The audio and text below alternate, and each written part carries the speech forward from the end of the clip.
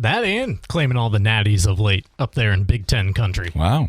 Curt Cignetti. I don't think he'll be working in the SEC anytime in the near future. I love that man's attitude. I do too. love it. I love the look on his face, his eyes. He is all business. He was asked, how do you guys deal with being the hunted this year? He said, I bought a bigger gun. That was his response. Whoa. Okay. All right. I wonder how they I haven't seen it. I love college football, and I should take a look at this. How programs ranked when it comes to recruiting and recruiting from other teams. You mean like filching from the transfer portal? Yeah. So I'm trying to find right now the 2026 college football NIL breakdown. Who's spending the most on their roster coming out of the transfer portal?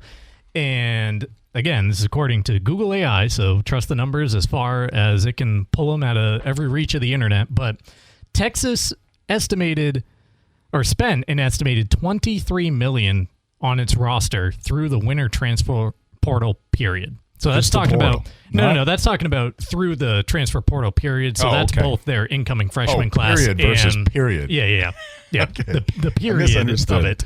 Ohio State is putting up $20 million. Now that is said that it's allocated just for portal acquisitions. So that might be $20 million in free agent spending money. Wow. And Ohio State also just made news earlier this week because they got a jersey patch. Blanking on who the jersey patch is, but it's like $17 million annually that it's bringing in. They just slap it on all 36 of their programs, and there's a free $17 million for you. Oregon spent about $19 million committed to incoming transfer talent. Texas A&M $18.5 million, and Georgia $17.5 million. So it is in just portal a portal tracking. period. Period. I guess so. Yeah, actually. Not the period. That $23 million seemed like a massive number initially, but the way that everyone is worded after that, it's toward portal additions or portal tracking. That's not counting all the players they're paying who were on their roster already. Yeah, need bumps off of last year. Okay. It's getting insane in college sports. Like we were talking yesterday during a break, I think, about Josh Pastnor, the head coach at UNLV now, formerly at Memphis. I think he spent a little bit of time at Georgia Tech, and now he's out there.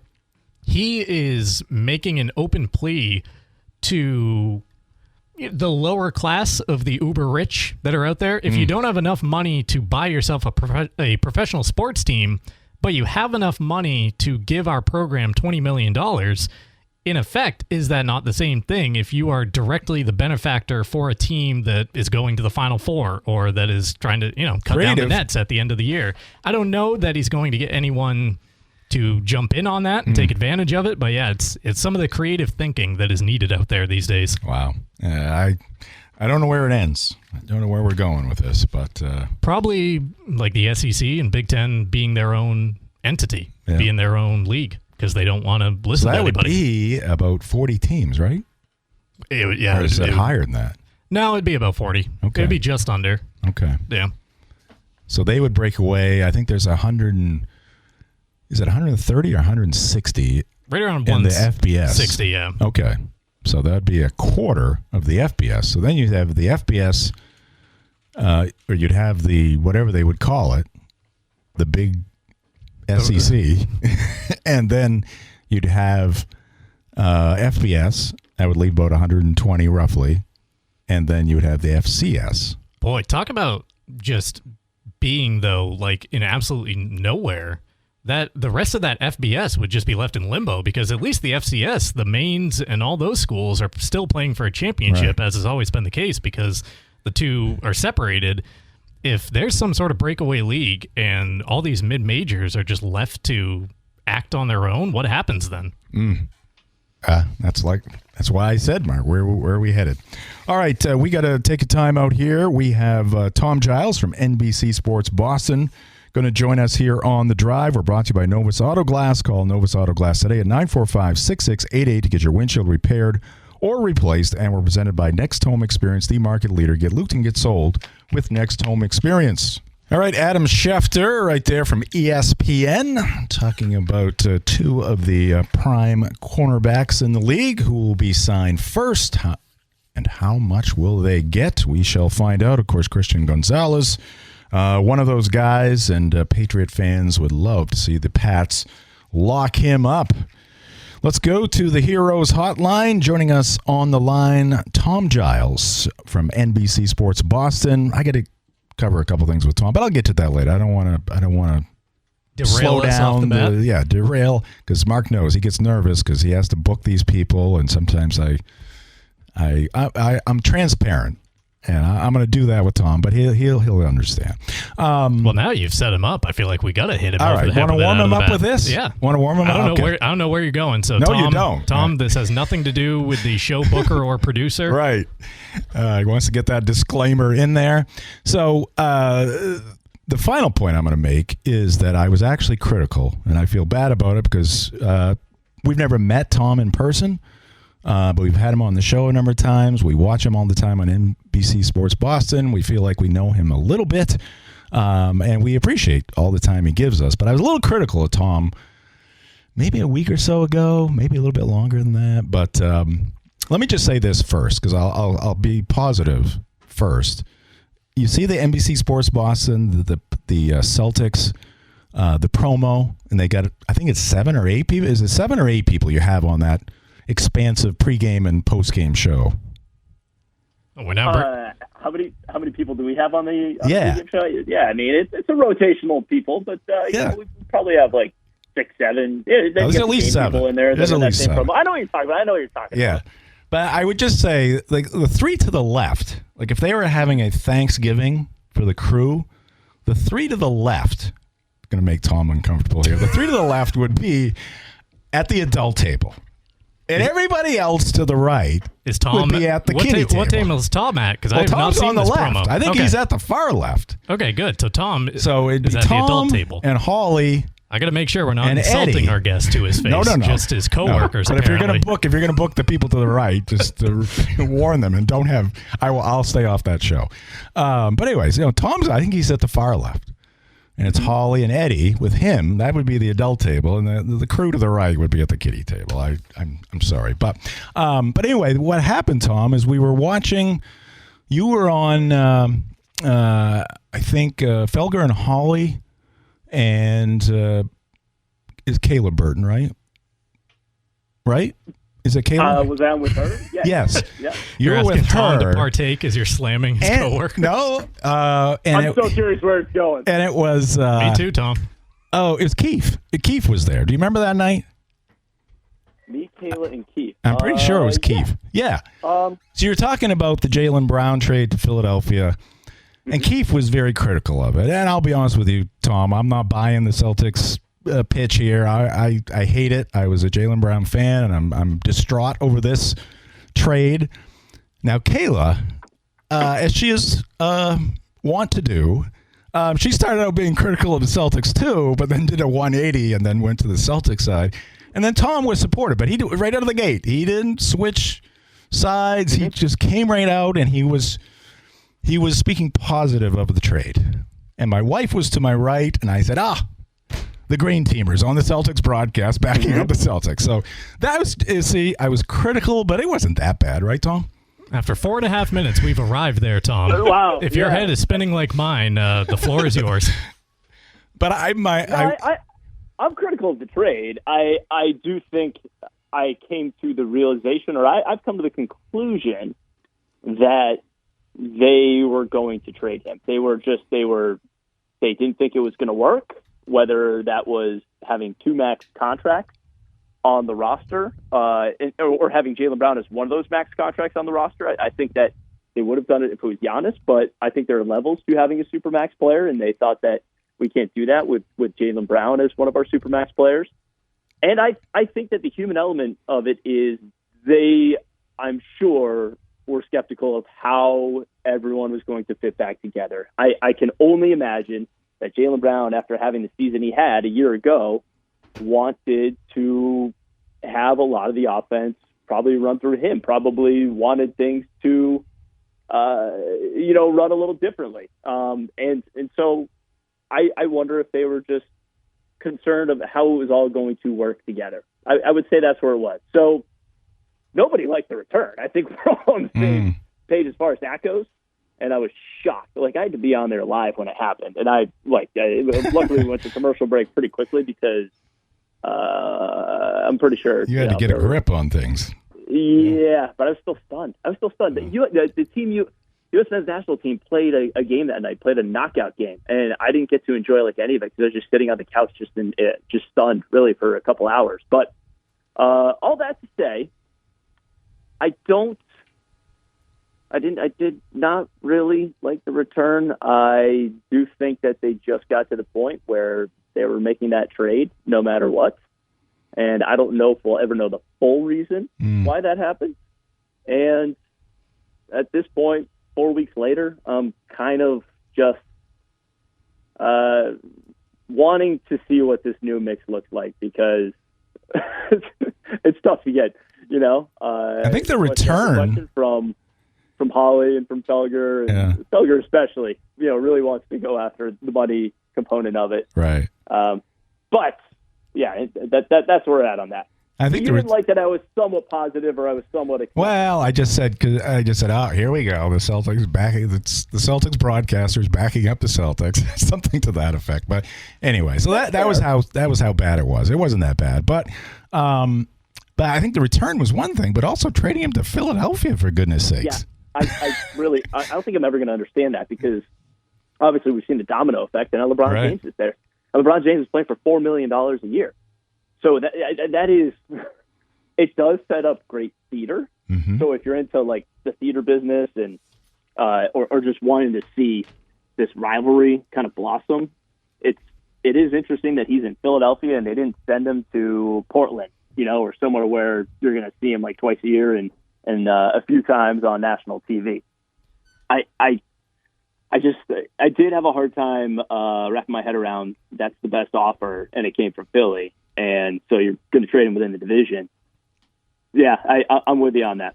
Do you think that this deal, and what I'm asking you is basically, like, the question is speculation, your answer would be speculation, so it's just your opinion on it, but how did Jason Tatum factor into all this? Because we were so focused on Brown's attitude and him wanting to have his own team or get out of Boston to not share the spotlight. And then Jason Tatum's quiet through it all until he's got a microphone in front of a bunch of kids talking about how he doesn't like being around the smartest people in the room. Like, did he factor into any of this, or do you think that he was just sitting back and waiting to see the result? I would think that he's probably sitting back, but I think the organization of the franchise probably looked at it and said, okay, here is what we want to do going forward. We have two guys, and they're both on a supermax. So if there's one supermax guy, they're going to go with Jason Tatum and build it around him. I can't imagine that Tatum went to them and said anything. I think he probably is just kind of seeing it all unfold in front of him. Now, I understand where everyone's coming from, and I understand, and it's very human to also look at both sides of this and hear what Tatum said last weekend at his camp and how that could be in response to Jaylen Brown. It's pretty easy to make all those connections. And so until, you find out otherwise, I think a lot of people are going to make that jump. All right. Quick turn here. Back to the Patriots. Just your thoughts on what you've heard from, obviously been working with a lot of people there on NBC Sports Boston and kind of what they've been telling you and how things are going for the Pats so far here early in camp. I think that when you consider everything that's gone on this offseason, the storylines going into this camp, it's going really well, isn't it? Like, seriously, you're wondering, all right, is Mike Vrabel going to be impacted at all from all the offseason, off-field storylines? Is Christian Gonzalez going to hold in? What are those contract negotiations going to look like? He's been on the field. He's been practicing. And then Kayshon Boutte, is he going to be upset? How's that situation going to play out? And he's been out there and looking like one of their best wide receivers. So I think all things considered, sounds like they've had a really good camp, and that those storylines have been, and they're still talked about. Gonzalez is still not signed. The Boutte thing is still not resolved, but they're at least, I think, things seem like they're somewhat under control, considering you had a lot of those unknowns. What are your expectations for Drake May for the 2026 season? Because Like, had you asked me what you expected from him and laid out all the possibilities at the start of last year, a second place finish in the MVP vote, yeah, maybe you could see it because, like, on tape, the athleticism, it looked like he had all the skills, but that jump, I would have said, no, it makes more sense that he's not going from just a handful of starts to second in the MVP vote. I mean, can he make another sizable jump from year 2 to year 3? Are you expecting a little regression? What are you expecting there from number 10?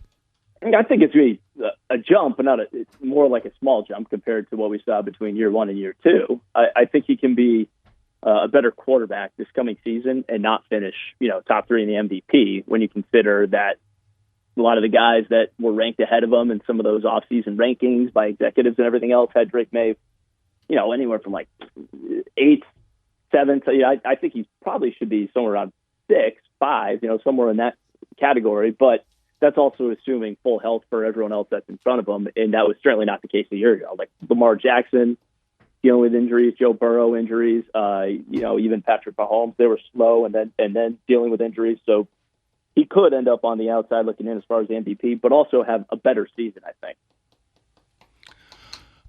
Just because I want to make sure we get everything in here. Jarren Duran, is he? Where are we going with that? I don't know where they're going to go with that, but that was just like, it was so bad that it was bizarre last night. It was bizarre. Like, just watching it live, and I thought they did a really good job of it on the broadcast of going back to it, showing his reaction, showing the replays of it, trying to show some of the reactions to it. It just, I'm trying to remember, like, that's like high school stuff there. Like, not even good high school. Like, that would be an outlier reaction on a high school team to do something like that, to show up your, the guy in third base and the base coach, and to show them up. And also, you're wrong. Like, it wasn't nearly deep enough, and that's your fault. And then the reaction afterwards was just as bizarre, where just kind of claiming it's a team thing and it's, no one needs to know about it. Everyone watched it. They do know about it. I thought that Chad Tracy maybe could handle it a little bit better. I don't think he's been put in that position very often. I think that I started to think, what would Alex Cora do in this situation? How Alex Cora would kind of, he'd kind of try to smooth it over that way and say, we'll handle that kind of stuff on our own. But, for Chad Tracy just to say that he was upset with himself, maybe went a little too far in defending him. But I thought the biggest winner in all of it was Wilson Contreras, who has come out looking like the leader of the team, took the high road on all of it, including in the dugout when he could have barked back at him. So what that means for Jarren Duran, at the end of the day, he's hitting 195. Like, you can get 195 out of a platoon of Jahmai Jones and Masataka Yoshida or anybody else. You know what I mean? Like, right. It's why are we doing that? The only reason I would assume if they don't trade him is because they think that there's still some potential left in there, and he is absolutely at the bottom of his value right now. I was going to say, who would want him at this point?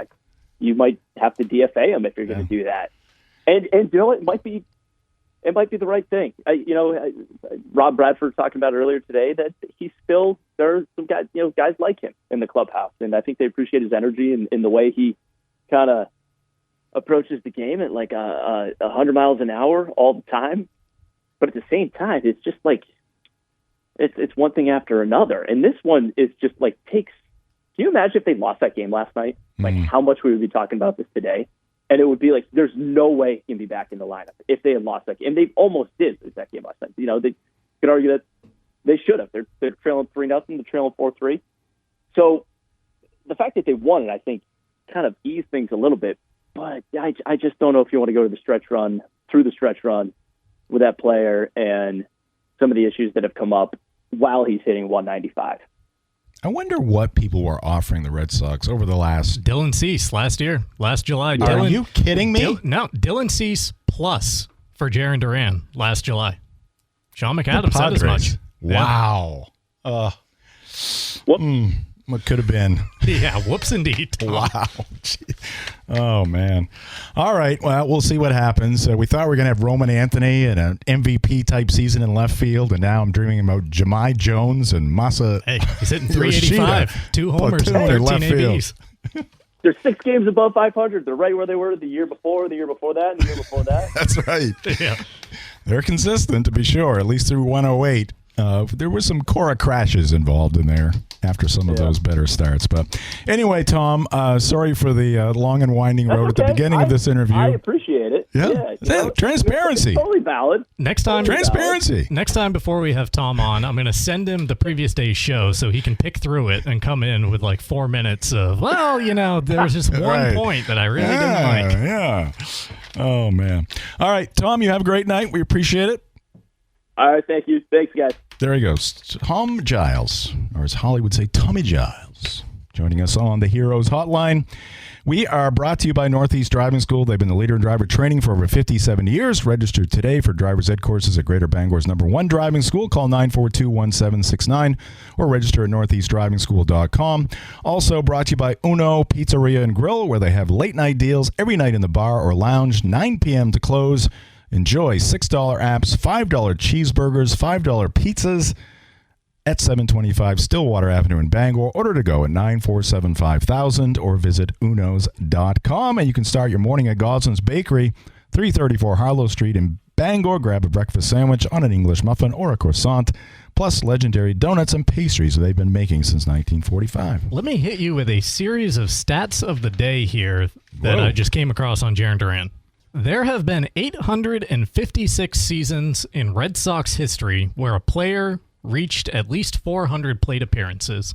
Here is where Jarren Duran's 2026 ranks among those 856 seasons. His 195 average, 856th, dead last. Wow. His on-base percentage, 854th. 252 OBP, 854th out of 856 Third from all-time. the bottom. K percentage, 850th. So we're getting better. He's creeping up the rankings. 6th or 7th from the bottom at that point. OPS, 837. So again, we're getting better, but he is between the 837th and the worst qualified hitter of every Red Sox player to ever reach 400 plate appearances in a single season. Give me Jemai and Massa platooning in left. Hey, Jemai, he was hitting this way in Detroit, but now the lefty killer. Yeah, I think time. Hey, Dylan Cease. Are you kidding me? Now, they would have had to pay him. They would have had to pay the contract that the Blue Jays handed out this year. But so that's kind of the thing that at this time last year, just me personally, I would have looked at that deal and said, no, not interested, because Dylan Cease was going through kind of a struggle of a year. ERA 4.5. Like the strikeouts were still there, but the win-loss and the ERA wasn't great. And he was rolling into somewhere around a $200 million contract that he was going to command. And Jarren Duran his last year wasn't poor, but it was a steep drop-off from the year before where he finished 8th steadily down. AL MVP voting. But at least last year he still had like 40 doubles and a dozen triples, and he was still a productive player, just not against lefties. I probably would have looked at that time last year and said, no, not interested, but man, is hindsight 2020 with the year Dylan Cease is having now. So he is declining precipitously in his prime. Like he's 30, right? Yeah. I mean, DFA. He looks like. Now, are they going to do it in the middle of this season, especially the way they're playing? They're not going to do it, but because they need to move on from this. They'll tell you they need the potential for the 13 homers and the 50, however many RBI in that 7-hole, unless they're able to find it at the deadline. All right, there you go. We snuck in a little stat of the day as well. We will take a time out, come back with a Sports Center weather, and we'll do our Sox prop for the day. I heard the music. I should have stayed quiet, which I didn't. I should know. Can't upset the Caesar. No, I see him driving around Bangor. I knew that was coming, so I got to step aside here. But where are we going with the Chad Tracy thing? It was Craig Breslow talking about Red Sox interim manager Chad Tracy. Yeah, has he done enough to get that tag ripped off? Get the interim out of there. Well, I kind of like keeping it interim until the end of the year. Keep it interim until the end of the year. Chad Sox are 47-34 I was going to say the takeover. So Craig Breslow saying he's getting the best out of the group. So Alex Cora was 7 games under 500 in his quarter of a season, basically. Did he even reach a court? It was like end of April. But you just hear the way Craig Breslow was talking about Chad Tracy. He never talked about Alex Cora like that. No. Never. Because Alex was butting heads with him at every turn, trying to be the guy wielding the big stick, whereas Tracy, I think it's a much more collaborative approach. Yeah. And Tracy wants the job, so he's going to be more collaborative. But, I mean, kudos to the Red Sox for this, that they were in love with Alex Cora, and they said it out loud. But I will give them credit for this, is they backed up their president of baseball operations, in this case, who wanted to make a change. Things weren't necessarily collaborative. It's not like they didn't know it. These whispers, they bounce around the hallways there on Jersey Street. So they knew, but thank God for Red Sox fans, that they allowed him to make the move that he wanted to do. Didn't start out well. No, it took a while. Took a while. Took about a month. I can see Cora and his former coaching staff yucking it up, sending texts to each other. Oh, this is... he was happy there for about a month. Yeah, but things have changed. So, and Chad Tracy, I mean, it's just it is a pleasure to listen to him, especially after Cora, who was, he was throwing out tons of excuses and just spinning things his way. No part of Chad Tracy seems interested in making anything about what the Red Sox are doing about Chad Tracy. Yep, that's a good thing. That's a good thing, because for the most part, it isn't. No. Other than setting a tone and a culture, he's not out there throwing pitches and swinging bats. No, I think at this day and age, a baseball manager just has to be kind of a constant, stream of optimism and support to the guys, and because it's a game of failure, and I've said it a bunch of times since the move was made, but Alex Cora, I think, put a lot of people in more of an uncomfortable position in that locker room, in that clubhouse, than he did make them feel comfortable, make them feel a part of it. Yeah, and he basically said, we shouldn't have to coach these guys. He said as much, yeah. Which is, I'm like, really? You are a manager / coach, and you have 6, 7, 8 coaches on your staff, and you're not supposed to coach. No, teaching has to continue on throughout that. I mean, you're getting paid money to improve the team, and you have to coach them. You have to coach them up. And I think that more of that is happening. I mean, you've got a minor league staff, basically, who's come up to the majors, and I think they're used to coaching. Yeah, and they I think the coaching continues. Bringing people along, helping them out, being a little more patient in that regard, too. All right, time for a Sox prop tonight. We got nothing to go off with the roast this morning because there was no roast. We dipped back down to 500 last night. 24-24 for the year. The Red Sox are better than us. A's scraped out one more hit than the Red Sox had. As we learned from Tim Neverett, it is an opener on the LA side of things tonight. Edgardo Enriquez, pretty good thrower of the baseball, but he won't be out there for long. 4-1, 2.79 is his ERA. You got Ranger Suarez going for the Red Sox. Potent lineup, certainly, for the Dodgers. I don't know if I want to ride Ranger in this one tonight. Yeah, second game back, right, after his trip on to the IL, But, yeah, I don't know if I want to... I mean, he does surprise me, I will tell you that. I mean, when I'm not watching the games, but when I look at the numbers and I look at the box score, since those first 2 starts that he had in a Red Sox uniform, the rest of them, he's kept them in. I mean, he's been solid. But again, the Dodgers are a whole different ball game. I mean, do we want to take the opportunity to bet on Shohei Ohtani? He's got a good lefty on the mound. I know you that he's do. facing. He's but your favorite player. I definitely do. Hits plus runs plus homer. Just don't put us under 500. We heard Tim Neverett tell us that he's got 8 or 9 leadoff homers so far this year. He does that. That qualifies. That's 2 hits plus run plus RBI. It's actually 3 because he gets 1 of each. So. And he's kind of focused on hitting now for a little bit, right? Hasn't pitched since July 3rd. Right. So I'll give it up to you, Mark. There we go. Shohei for hits plus runs plus RBI, 2+ tonight at -132. Watch Ranger strike him out 3 times before departing. All right, there you go. Our Sox prop. We will step aside one more time. Back with buzzer beaters after this. Back into the Greenway Equipment Studios for the final time today. Jim and Mark will be signing off on the week here in just a moment or two. I want to thank our guest today, old friend Tim Neverett, Dodgers play-by-play announcer. He's at the ballpark now, commiserating with some of the Red Sox announcers and friends from the Red Sox. Of course, he worked there for a few years. And also thanks to Tom Giles from NBC Sports Boston.